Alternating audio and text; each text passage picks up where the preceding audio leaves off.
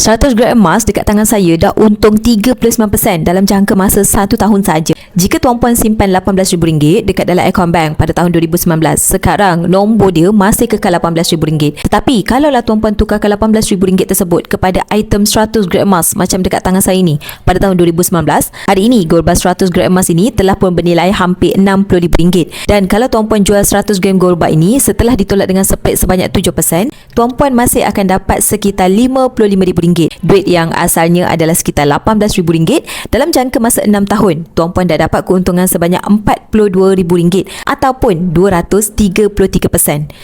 Kalau dibahagikan dengan 6 tahun, tuan-puan akan dapat keuntungan sekitar 39% untuk 1 tahun. Bermakna dalam tempoh 1 tahun, tuan-puan dah untung 39% untuk item 100 gram emas ni. Kat sini tuan-puan boleh bandingkan keuntungan emas dengan tempat simpanan yang lain. Bila tuan-puan simpan emas ni, tuan-puan tak perlu risau pun. Sebab apa?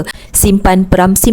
Selagi mana tuan-puan tak terdesak untuk jual, maka tuan-puan hanya perlu simpan dan peram sahaja. Emas ni nilainya akan sentiasa naik dari tahun ke tahun, dari masa ke semasa. Walaupun at the end of the day tuan-puan perlu untuk bayar zakat 25%, tuan-puan janganlah risau, masih untung 36% setelah ditolak dengan zakat. Jadi simpanan emas kena ada dengan ilmu juga. Bagi tuan-puan yang pada hari ini nak saya bantu dapatkan item 100 gram emas macam dekat tangan saya ni, maka boleh isi borang sign up di bawah ataupun terus rujuk pin di video TikTok cara untuk bermula. Saya akan guide tuan-puan dalam simpanan emas dengan public.